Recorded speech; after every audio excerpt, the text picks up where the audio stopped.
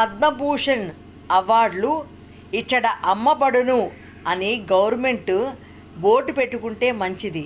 ఎందుకు అనిపిస్తోందంటే ఈ మధ్య అర్హత లేని వాళ్ళకి పద్మభూషణ్ అవార్డుని గవర్నమెంట్ అనౌన్స్ చేసింది, గవర్నమెంట్ ఇచ్చింది. ఎవరికో తెలుసా?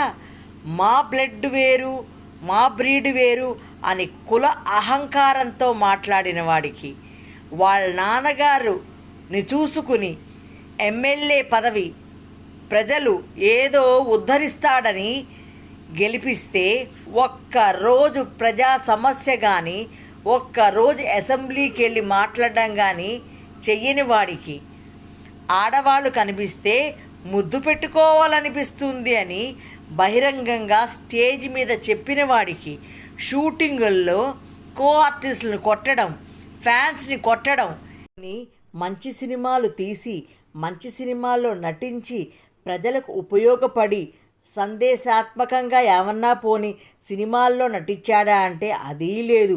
బూతు డైలాగులు, డబల్ మీనింగ్ డైలాగులు, చండాలపు డ్యాన్సులు, ఇవే కదా ఇప్పటివరకు చేసిన సినిమాలు. ఒక్క సినిమా చెప్పుకోదగ్గగా ఉందా? ఏ అర్హత ఉందని అతనికి పద్మభూషణ్ ఇచ్చారు?